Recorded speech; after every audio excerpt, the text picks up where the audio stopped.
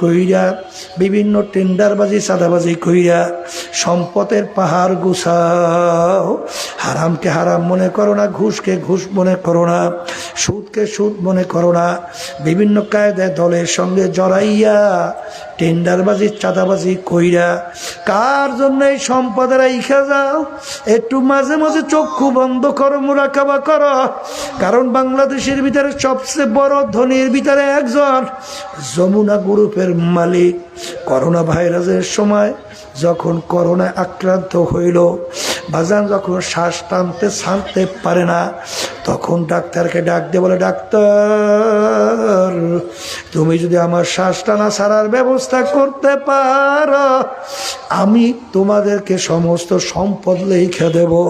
কিন্তু কই, আর শ্বাস টানা ছাড়ার ব্যবস্থা করতে পারে নাই।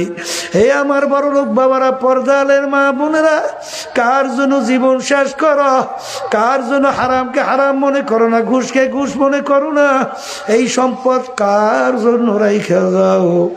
একটু চিন্তা ভাবনা কইরা কবরে রওনা করো।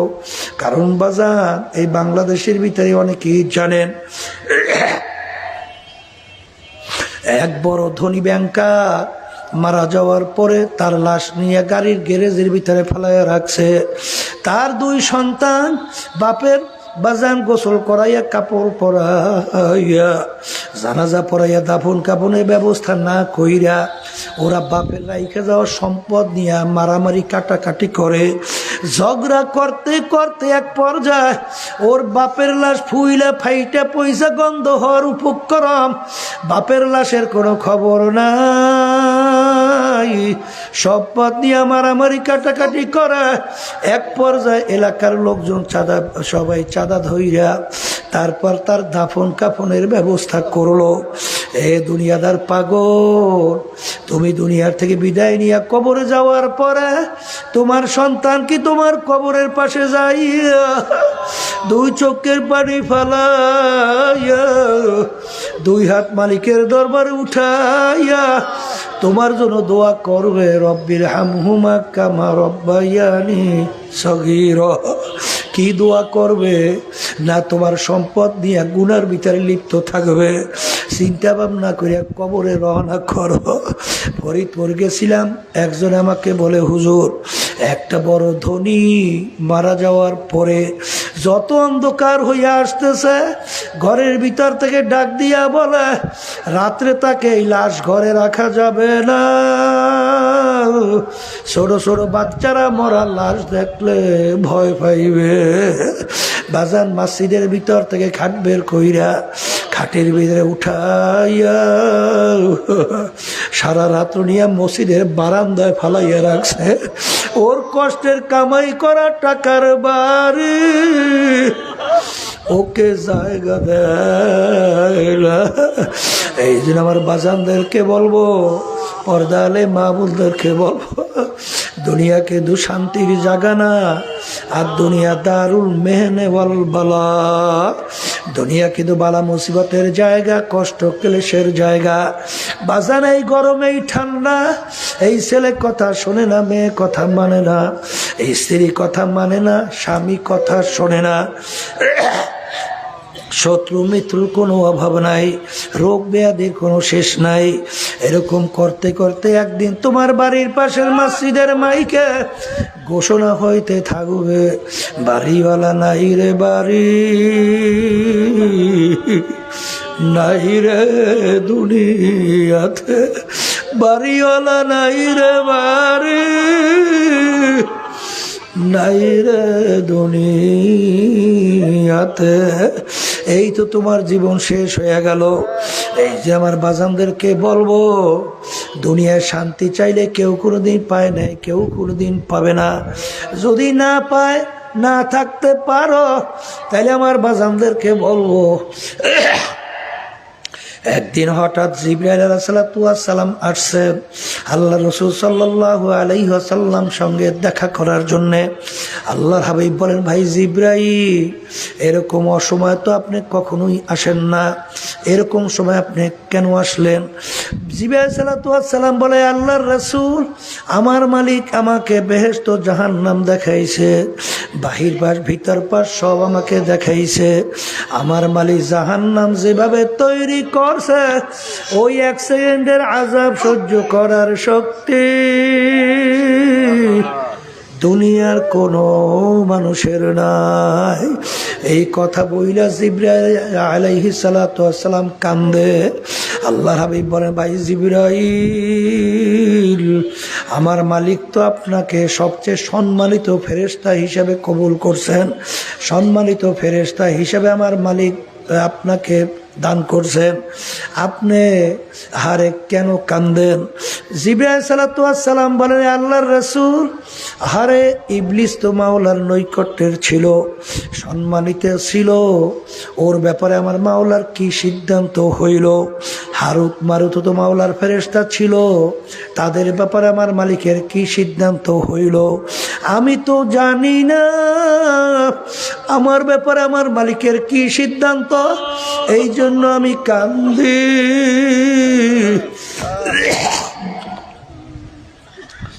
আল্লাহু আল্লাহ। এই অবস্থা দেখার পর আল্লাহ রাসূল সাল্লাল্লাহু আলাইহি ওয়াসাল্লাম তিনিও কান্দে। জিবরাইল সালাম যাওয়ার পরে আল্লাহ রাসূল সাল্লাল্লাহু আলাইহি ওয়াসাল্লাম মসজিদে নববীর ভিতরে ঢুকলেন। ঢুকে দেখে কিছু সাহাবায়ে কেরাম আনসারী তারা বসে বসে আনন্দ ফুর্তি করতেছেন। তখন আল্লাহর হাবিব বলেন, এইমাত্র জিবরাইল আমিন আসছিল, যে জাহান্নামের বিবরণ আমাকে শুনাইছে, ওইটা যদি তোমরা জানতা, শুনতা, দেখতা, কোনো সংসার কেউ করতে পারতা না, কেউ দুনিয়ার কোনো কাজ করতে পারতা না, সব বাড়িঘর সাইরা জঙ্গলবাসী হইয়া যাইতা। আল্লাহ রাব্বুল আলামিন আয়াত নাযিল করে, হে আমার রাসূল, আপনাকে তো আমার বান্দা বান্দীদেরকে শুধু ভয় দেখাবার জন্যই পাঠাই নাই, বাশীরা ওয়া নাযীরা, সুসংবাদ দেওয়ার জন্য পাঠাইছি এবং ভয়ও দেখাবার জন্য পাঠাইছি। আপনি আমার বান্দাদেরকে এরকম কেন ভয় দেখান? এরপরে ইতিহাসে দেখা যায় আল্লাহ রাসূল সাল্লাল্লাহু আলাইহি ওয়াসাল্লাম যতদিন দুনিয়ার ভিতরে বাইচা ছিল, আর কোনোদিন মুখ ভইরা কহকা হাসি আর কোনো দিন দেয় না। এই জন্য আমার বাজানদেরকে বলবো, পর্দালে মা বোনদেরকে বলবো, বাজান, আসলে কার কখন কোন সময় ডাক আসে তোমারও জানা নাই, আমারও জানা নাই। কোরআনুল কারীম কিন্তু সত্য। আল্লাহর হাবিবের অল্প বয়সে তার পিঠ মোবারক গুজা হয়ে গেল, দাড়ি মোবারক পাইকে গেল। আল্লাহু আকবার। সাহাবায়ে কেরাম বলেন, হে আল্লাহর রাসূল সাল্লাল্লাহু আলাইহি ওয়াসাল্লাম, আপনার এত অল্প বয়সে দাড়ি মোবারক কেন পাকলো? আপনার পিঠ মোবারক কেন গুজা হইল? আল্লাহর হাবিব বলেন যে আল্লাহ রাব্বুল আলামিন কোরআনুল কারীমের মধ্যে বেনমাজি যারা 5 ওয়াক্ত ঠিকমতো নামাজ পড়ে না, বেরোজদাররা যারা ঠিকমতো রমজানের রোজা রাখে না, যাদের উপরে হজ ফরজ হইল, যাকাত ফরজ হইল, ঠিকমতো ফরজ যাকাত হজ আদায় করে না, পর্দা ফরজ, আল্লাহর হুকুম ঠিকমতো মানে না, হারাম হালাল তমিজ কইরা খায় না, চলে না, জুলুমের ভিতরে লিপ্ত, মিথ্যার ভিতরে লিপ্ত, এদের ব্যাপারে আমার মালিক যে জাহান্নামের আযাবের ঘোষণা দিছে, ওই 1 সেকেন্ড আযাব সহ্য করার শক্তি কোনো মানুষের নাই। আমার উম্মত কিভাবে ওই জাহান্নামের আগুনে জ্বলবে? এই চিন্তায় চিন্তায় আমি রসুলের দাড়ি পাইকে গেল, আমি রসুলের পিঠ গুজা হয়ে গেল। আমার উম্মত কিভাবে জাহান্নামের আগুনে জ্বলবে, এই চিন্তায় আমি রসুলের দাড়ি পাইখা গেছে। এ কবরের যাত্রীরা, আল্লাহ রসুল সাল্লাল্লাহু আলাইহি ওয়াসাল্লাম তার নিজের চিন্তায় কিন্তু দাড়ি মোবারকও পাকে নাই, পিঠ মোবারকও গুজা হয় নাই। তোমার আমার চিন্তায় দাড়ি মোবারক পাইকে গেল, পিঠ মোবারক গুজা হয়ে গেল। এই জন্য আমার ভাইদেরকে বলবো, পর্দালে মা বোনদেরকে বলবো, বাজান কলবকে ভালো করা লাগবে, ইমানকে মজবুত করা লাগবে। ইমান বাজান নেকের পাল্লা ভারী করতে হবে, গুনার পাল্কা হালকা নিয়ে কবরে যাওয়া লাগবে। কারণ আপনাদের সামনে আমি প্রথম আয়াত শরীফ তেলাওয়াত করছিলাম, আয়াতের ভিতরে আল্লাহ রাব্বুল আলামিন বলছেন, কিয়ামতের ময়দানে আমার মালিক সমস্ত মানুষের আমল নামা দাড়ি পাল্লাই দিয়ে ওজন দেবে। যাদের নেকির পাল্লা ভারী হইয়া যাবে, আমার মালিক তাদের জন্য এমন মেহমান খানা বানাইছেন যার নাম হলো বেহেশত। আল্লাহ আপনি আমার জন্য, আমাদের সবার জন্য কবুল করে নিয়েন। আর কিয়ামতের ময়দানে আমার মালিক দাড়ি পাল্লায় আমল নামা ওজন দেবেন। যাদের নেকের পাল্লা হালকা, গুনার পাল্লা ভারী, আমার মালিক এমন শাস্তির জায়গা বানাইছে, যে শাস্তির জায়গার নাম হলো জাহান্নাম। আল্লাহ আপনি আমাকে, আমাদের সবাইকে মাফ কইরা দিয়েন। বাজান ওই আযাব সহ্য করার শক্তি দুনিয়ার কোনো মানুষের নাই। বাজান মুসলমান বলতেই কিন্তু মন চায় গুনার থেকে ফেরবে, নেকের কাজ করবে, ঈমানকে মজবুত করিয়া চোখে পানি নিয়ে কলব নরম করিয়া কবরে যাবে।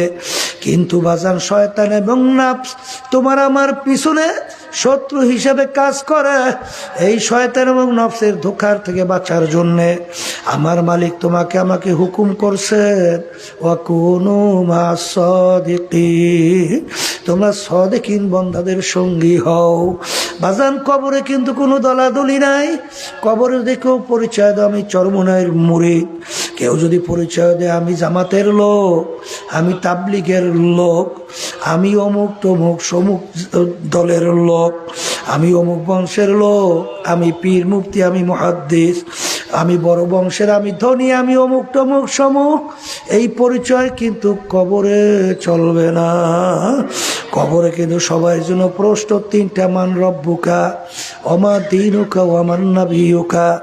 এই তিন প্রশ্নের ভিতরে কোথাও কিন্তু নাই তুমি চরমনাই না, সারসিনার না, জৈনপুর না, ফুরফুরা, তুমি তাবলিগ না, জামাত না, অমুক তমুক সমুক, এই পরিচয় কিন্তু কোথাও নাই। আমার বাজানদেরকে বলবো, পর্দারে মা বোনদেরকে বলবো, দলাদলি বুঝি টুজি না। আমাদের উদ্দেশ্য হলো নেকের পাল্লা ভারী করা লাগবে, ইমানকে মজবুত করা লাগবে, কলব ভালো কইরা চোখে পানি নিয়ে কবরে যাওয়া লাগবে। জোরে বলেন কথা ঠিক না বে ঠিক? এ কবরের যাত্রীরা, পর্দালে মা বোনেরা, এক শ্রেণী আমার বাজানরা, পর্দালের মা বোনেরা, এখনো তারা বাজান কোরআন এবং হাদিস অনুযায়ী এখনো নিজের জীবনকে চালান না। বাজারে এখনো দুনিয়া মানব রচিত তন্ত্র মন্দের সঙ্গে জড়াইয়া যারা দিন রাত্র বাজান কাটাইতেছেন, আমি সেই বাজানদেরকে বলবো, কিয়ামতের ময়দান আমার মালিক ওই সত্য কালামের ভিতরে ঘোষণা করছেন, ইয়াউমা নাদউ কুল্লা উনাসিন বিইমামিহিম। কিয়ামতের ময়দানে আমার মালিক প্রত্যেকটা মানুষকে তার দলের নেতা নেত্রীর সঙ্গে ডাকবে। ডাইকে আমার মালিক বলবেন, তোর দলের নেতা নেত্রী যেদিকে যায় ওদের পিছনে পিছনে সেই দিকে চইলা যা। এক কথায় আমার মালিক বলছেন, তোর নেতা নেত্রী যেখানে জায়গা তোরও সেইখানে জায়গা। আমি বলছি না, আল্লাহ বলছেন। এই জন্য আমার ভাইদেরকে বলবো, পর্দালে মা বোনদেরকে বলবো, আমার বেকেও রাগ কইরো না রে বাজান। বাজান তোমার কবরে তুমি যাবা, আমার কবরে আমি যাবা। যদি খোদা না কাজটা না পারমান হইয়া কবরে যাও, আল্লাহর হাবিব বলেন, আল কবরু রাউযাতুম মিন রিয়াজিল জান্নাহ আও হুফরাতুম মিন হুফারিন নার।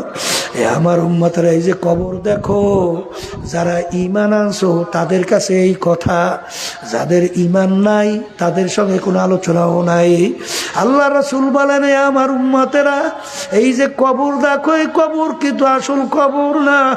কোন কোন আল্লাহর বান্দা বান্দির কবর একটা বেহেশতের বাগান হইয়া যাবে। আল্লাহ আপনি আমার জন্য, আমাদের সবার জন্য কবুল করে নিয়েন। আল্লাহর হাবিব বলেন, কোন কোন নাফরমানের কবরের মধ্যে জাহান্নামের আগুন এসে ভইরা যাবে। আল্লাহ আপনি আমাকে, আমাদের সবাইকে মাফ কইরা দিয়েন। আল্লাহ আল্লাহ আল্লাহ আল্লাহ, আপনি আমাদের সবাইকে মাফ কইরা দিয়েন। এই যে আমার বাজানদেরকে বলবো, পর্দালে মা বোনদেরকে বলবো, বাজানের কত ঘটনা আমার মাওলা বাংলাদেশেও দেখায়। চরমনায়ের মুজাহি ছিল কুড়িগ্রাম, অনেকে তাকে ঘুঘু মুন্সি কইয়া ডাকতো, নাম ছিল বশিরউদ্দিন মুন্সি। বাজান দুনিয়ার থেকে বিদায় নিয়ে কবরে যাওয়ার পরে নদীর ভাঙ্গলে 32 বছর পরে, 32 বছর পরে নদীর ভাঙ্গলে যখন তার কবর ভাইয়া গেল, বাজান আনাম কাপন সহ লাশ আনাম তাজা বের হইয়া আসছে। অনেক জাতীয় পত্রিকায় ছবি সহ দিয়ে দিছিল, অনেকে দেখছেন না? কে কে দেখছেন হাত উঠান তো, দেখেন কত মানুষ দেখছে। বাজার 32 বছর পরে। আমি সেদিনকার উমরা হজ থেকে আসছি, আমির হামজা রাদিয়াল্লাহু তাআলা আনহু তার কবর মোবারকের ওখানে জিয়ারত করতে গেলাম। তাকাইয়া তাকাইয়া দেখি বাজান শাহাদত বরণ করার 50 বছর পরে তার লাশ মোবারক বের হইয়া গেছিল, একেবারে দিব্যি তাজা, মনে হয় এখন ঘুমাইয়া রইছে। যত ঘটনা মাঝে মাঝে কবরে দেখা যায়, বাজান নেককার পরহেজগার আল্লাহওয়ালা ছাড়া কিন্তু কবরে কাপড়ের কাপড় সহ লাশ পাওয়া যায় না। আবার কত কবরে আগুন দেখা যায়, সাপ দেখা যায়, কত নাফরমানের চেহারা শুয়ারের চেহারা হয়ে পইরা আছে। বাজান কত নাফরমানের জিহ্বা টাইনা নাভিস্থল পর্যন্ত ঝুলাইয়া রাখছে। যত দুর্ঘটনা কবরে মাঝে মাঝে দেখা যায়, বেনমাজি, হারামখোর, সুদখোর, ঘুষখোর, জুলুমবাজ, মিথ্যাবাজ সারা কিন্তু দেখা যায় না। এই জন্য আমার বাজানদেরকে বলবো, পর্দার মা বোনদেরকে বলবো, আমাদেরকে মালিক যখন মাহফিলে নিয়ে আসছেন, মালিক বড় দয়ার মাওলা, বড় মায়ার মাওলা। যদি মাপ চাওয়ার মতো চাইতে পারো, আমার মালিক দয়ার, এত দয়ার মালিক, পাহাড় পরিমাণ যদি তুমি গুনাহ কইরা থাকো, আমার মালিক গুনাহ মাফ করবেন। শুধু তাই না, এমনকি তোমার গুনাহকে আমার মালিক নেকের দ্বারা পরিবর্তন কইরা দিবে। এই জন্য আমার ভাইদেরকে বলবো, পর্দারে মা বোনদেরকে বলবো, আমি আপনাদের জন্য দোয়া করি, আমিও দোয়া চাই। মালিক যেন আমাদের সবাইকে কালবে সালিম নিয়া, ইমানকে মজবুত কইরা, চোখে পানি নিয়া, কলব নরম কইরা, আল্লাহর হুকুম নবীর তরিকা অনুযায়ী চইরা, তারপর দুনিয়া থেকে বিদায় নিয়া কবরে যার তৌফিক দান করে। আল্লাহুম্মা আমিন। ঘরের মেয়ে লোকেরা হাত উঠা, গুনার কথা মনে করো, দু চোখের পানি ফালাও, আমার মালিকের দরবারে কান্দ আর মাপ চাও। যদি কান্না না আসে, মন কি বোঝরে একদিন এই ঘরের দরজা দিয়ে নতুন বউ হইয়া উঠছিল রে মন। কত মেয়ে লোকে শরবত খাওয়াইলো, কত মেয়ে লোকে বাতাস করলো। আবার এমন একটা দিন আসবে, এই ঘরের দরজা দিয়া মরা লাশ হইয়া বের হবা। ছেলে কানবে মা মা করে, মেয়ে কানবে মা মা করে, জবাব তো আর দিবা না। এ আল্লাহ, ইয়া আল্লাহ, আপনাকে মাঠের দিকে চাইয়া দেখে আপনার বন্দারা কিভাবে কান্দে। মালিক আমাদের ছেলেও মরে নাই, মেয়েও মরে নাই, গুনাহ করে বসছি রে, মাফ করে দেন গো মাওলা, মাফ করে দেন। আল্লাহর বান্দারা জোর করিয়া কান্দে, জোর করিয়া কান্দে।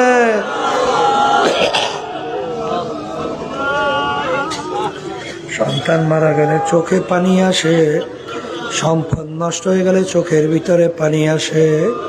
তোমার আমার গুনার কারণে যে জাহান্নামের আগুন জ্বলছে, ওই জাহান্নামের আগুন চোখের পানি ছাড়া ঠান্ডা হবে না। এ আল্লাহ, যাদের উসলে মাহফিল হইল, যারা মাহফিলের জন্য চেষ্টা খাটনি সাহায্য করলো, আল্লাহ আমরা এখানে উপস্থিত হয়ে গেলাম, সবাই উপরে খাস মেহেরবানি নাজিল করেন আল্লাহ। আল্লাহ আমাদের আম্মা আব্বা আত্মীয় স্বজন যারা কবরে শুয়ে রয়েছে, সবার কবরকে বেহেশতের বাগান বানায়া দেন আল্লাহ। আমাদের কাছে হককে হক হিসেবে প্রকাশ করে দেন, বাতিলকে বাতিল হিসেবে প্রকাশ করে দেন। আমাদের সবাইকে হকের পক্ষে থাকার তৌফিক দান করেন। আল্লাহ, ফিলিস্তিনের মুসলমানদেরকে আপনি হেফাজত করেন, ফিলিস্তিনের মুসলমানদেরকে আপনি বিজয় দান করেন। আল্লাহ, জালেম ইহুদি এবং ওদের যারা সহযোগিতা করতেছে, ওদের নসিবে হেদায়েত থাকলে হেদায়েত দেন, নাহলে আপনি ওদেরকে ধ্বংস করে দেন। সুবহানা রাব্বিকা রাব্বিল ইজ্জাতি আম্মা ইয়াসিফুন ওয়া সালামুন আলাল মুরসালিন ওয়ালহামদুলিল্লাহি রাব্বিল আলামিন। কেউ উঠেন না।